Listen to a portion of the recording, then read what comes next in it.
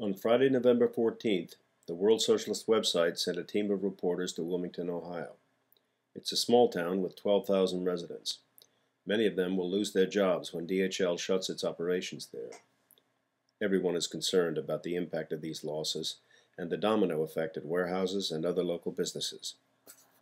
That they were cutting out, when they announced they were cutting out the domestic flights, the other warehouses that use DHL for their domestic shipping, they're leaving town. So I can name about 5 businesses that are leaving town because DHL won't be there to ship their domestic packages. So every time I pick up the paper, there's another business leaving because DHL is leaving. Yeah, those people are completely devastated. They're losing their homes, they're being forced to move, try to find a new job, especially the airplane mechanics are having the hardest time because nobody's hiring an airplane mechanic right now. All of AVX Air basically is being shut down. And that's the biggest thing, nobody actually knows anything.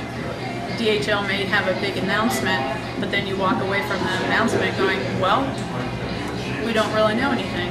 And everyone that I talk to that comes in for lunch, or that I know personally, says the same thing.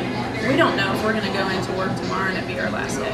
And that's the very worst part of this whole thing, is not knowing anything. Nobody's telling us anything. Yeah, I think it's horrible. A lot of my friends work there, and we've got over 3,000 or 4,000 people working over here, and we ain't got nowhere else for these people to go. So.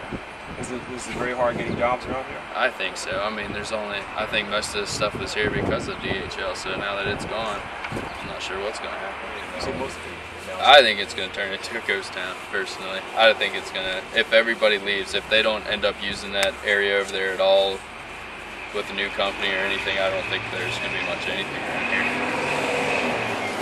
But as far as the community, it's going to affect a lot of small businesses, and I mean, it's just going to be like a dominoes effect. It's going to affect a lot of people in a lot of different areas. So it's scary. My husband's been an airborne for 27 years, so he won't be able to start making what he makes now. I mean, you know, we'll be lucky to make half of what we make now. You know, we won't have insurance when his severance pay runs out. That's probably one of the scariest things, is not having health insurance.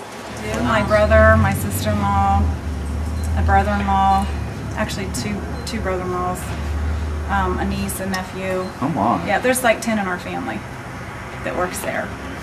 Yeah. With nieces, nephews, my husband, and sister-in-law and brother-in-laws. Yeah. My brother and his wife, they both work there, so I mean, you know, that's their whole income. My niece and her husband, they both work there, so that's their whole income. So there's a few in our family that it's both work there. So that's going to be really bad. This is a disaster. We cover the workers' side of things. Yeah, this is a disaster. I mean, Michigan's a disaster. Youngstown was a disaster. Portsmouth's a disaster. Yeah, absolutely.